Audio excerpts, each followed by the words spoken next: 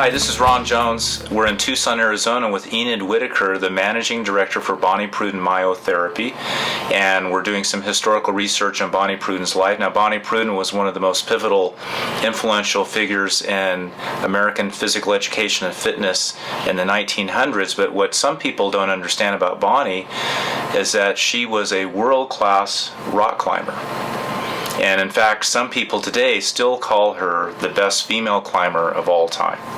And so Enid has brought something out of the archives that to me is like from the holy grail of rock climbing.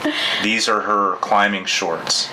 And I believe she made these herself, and they're chamois. Right, like a deer skin. Yeah. But the reason Bonnie was such a good climber is she said that dance prepared you for any sport. And so when she met Dr. Hans Kraus, who was also a climber, they met in 1938 in the Gunks. She and her husband were looking for places to climb, and so they went climbing with Dr. Kraus and Hans Fritz. I think his name was. Fritz Wiesner, that's who it was, Fritz Wiesner.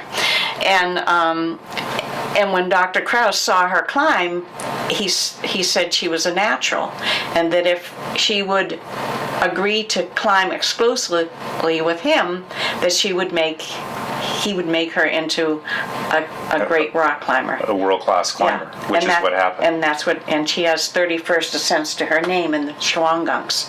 Wow, First Ascents. First Ascents. Right. And what's the one? Bonnie's Roof. Bonnie's Roof. Is probably the most famous. Right. And the story is that she and Kraus were climbing, and they got up to this roof, and he went up ahead to see if he could get over the roof, and after I don't know how many hours in his little sling and balancing, he just said there wasn't any way. And she said, well, let me try. And he said, well, there's nothing there. So she tried, and she found a handhold, which she claimed wasn't there before, and pulled herself up over the top and had her good feeling.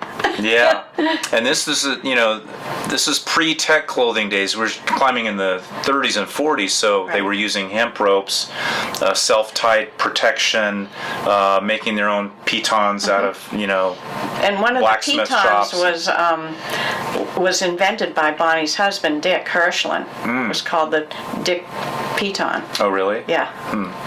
Yeah, I just think, can you hold these up again? I just think these are like completely retro cool, and the thought of her in the 40s climbing with those. She wasn't very big, was she? No, she was the best of the best, and that's what she wore. She was like 5'3" and 120 pounds, all muscle. Just a climbing machine. So a little bit about Bonnie Prudden that maybe not everyone knows, but we can still appreciate today. And pre-tech shoes, she wore Converse All-Stars. She wore Converse sneakers.